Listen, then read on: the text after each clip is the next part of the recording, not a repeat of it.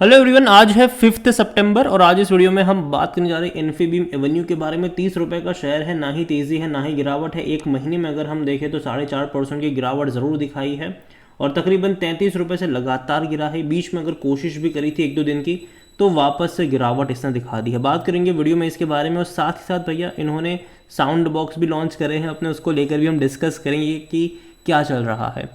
देखिए वीडियो को शुरू करो उससे पहले अगर आपने अभी तक चैनल को सब्सक्राइब नहीं किया है तो प्लीज़ अभी इसे सब्सक्राइब कर लीजिए, क्योंकि आगे भी बहुत सारे वीडियोस हैं जो आपको काफ़ी ज़्यादा हेल्प करेंगे।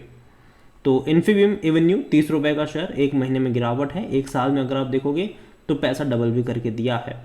15 रुपये से 40 रुपये पर गया, लेकिन 40 रुपये से जो गिरावट शुरू हुई है वो थमी नहीं है। और देखो बीच बीच में ऐसा नहीं कि इसने अटेम्प्ट नहीं करा, जैसे कि 27 रुपये से तेज़ी दिखाकर ये गया था 32 पे, ठीक है, लेकिन वहाँ से फिर से गिर कर आया 28 पे, फिर वापस तेज़ी दिखाई 33 पे गया, अब वापस गिरकर 30 पर आया है। शायद वापस 27-28 पे जाने की दोबारा कोशिश करेगा, हो सकता है कि वहाँ से फिर से एक सपोर्ट मिल जाए, वापस से वहाँ से तेज़ी भी दिखा दे, वापस से 3-4 रुपये की तेज़ी दिखाने के बाद फिर से वहीं पर आ जाएगा। तो ये सिनारियो यहाँ पर चलता है, आपको देखने को मिलने वाला है कुछ टाइम तक। और अभी भी मैं कोई उतना ज़्यादा एक्साइटेड नहीं हूँ इस कंपनी के बारे में। थोड़े बहुत और करेक्शन अगर आएंगे तब शायद मैं एक्साइटेड हो सकता हूँ यहाँ पर। लेकिन जो अपडेट्स यहाँ पर है वो ये है कि इन्फीबीम एवेन्यू ने अपने CC Avenue sound box max है वो लॉन्च करे हैं यहाँ पर, ठीक है। अपने साउंड बॉक्स इन्होंने लॉन्च, हालांकि ये 3 दिन पुरानी न्यूज़ है, साउंड बॉक्स इन्होंने लॉन्च करे हैं। लेकिन अगर आप देखो यहाँ पर तो हम सब जब बिल पेमेंट करते हैं तो कहीं ना कहीं उसको लेकर हमें जनरली जो अग्रीगेटर होते हैं वो उनमें से एक है।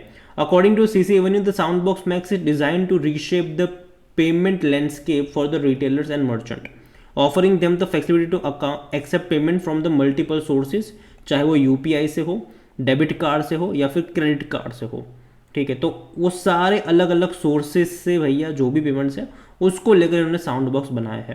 It is also design to simplify the secure transaction featuring support static and dynamic payments, जो कि क्यूआर पेमेंट्स होगा, as well as contactless NFS and chip based जो कार्ड्स होते हैं वो भी एक्सेप्ट यहाँ पर करेंगे, जो कि अच्छी बात है। जनरली होता यह है कि अगर आप देखोगे तो क्यूआर में कई सारे काम करते हैं, कई सारे मतलब अगर आप देखो क्यूआर के साथ भी और पेमेंट्स के साथ भी है, लेकिन अगेन ऐसे कई सारे आ चुके हैं, ठीक है, बाजार में। ये इकलौते नहीं है और शायद थोड़े बहुत लेट भी हो चुके हैं मेरे हिसाब से।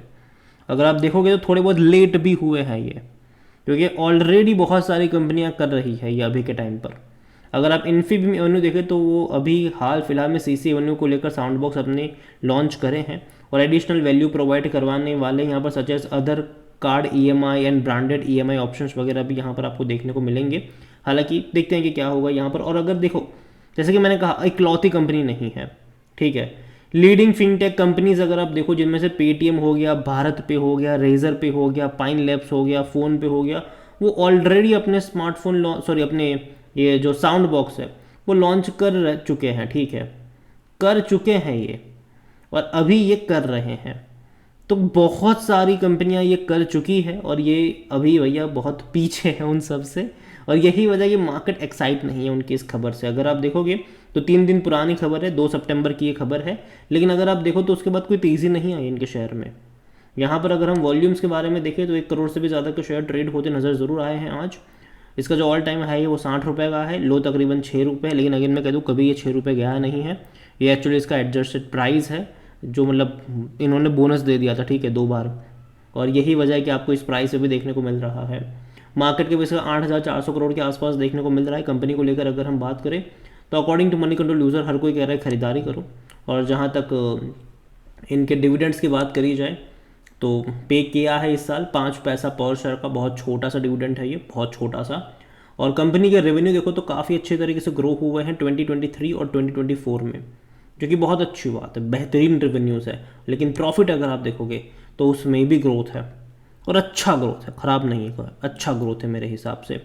और जहाँ तक जैसे कि मैंने कहा कि जो पैसा यहाँ पर जो जिस प्राइस पे आपको देखने को मिला 30 रुपये, देखने में सस्ता लग सकता है, लेकिन बोनस दे दिया था इसने, तो 1 का डबल कर दिया यहाँ पर, ठीक है। 2021 और 22 में इसने बोनस दे दिया था और 17 में ये स्प्लिट भी हुआ था, 1 का 10 बना दिया था इसने।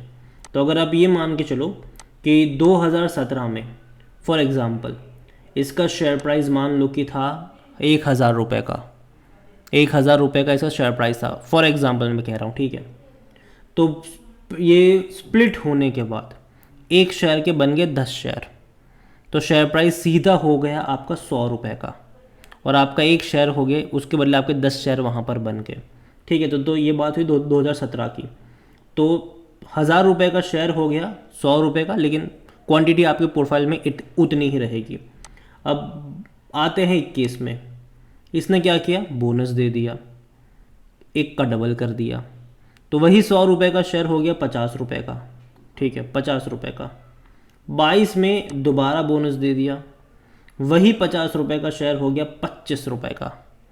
तो अभी ये जो आपको 30 रुपये प्राइस देखने को मिल रहा है, ठीक है, तो आप समझ सकते हो कि वो कितना प्राइस है। ठीक है, और अगर वैल्यूशन अगर आप निकालोगे तो इसके चलते आपको पता चला कि जिस प्राइस पे है वो सस्ता भी नहीं है। 41 का पी, इसका पी रेशियो है, सेक्टर पी 36 का है।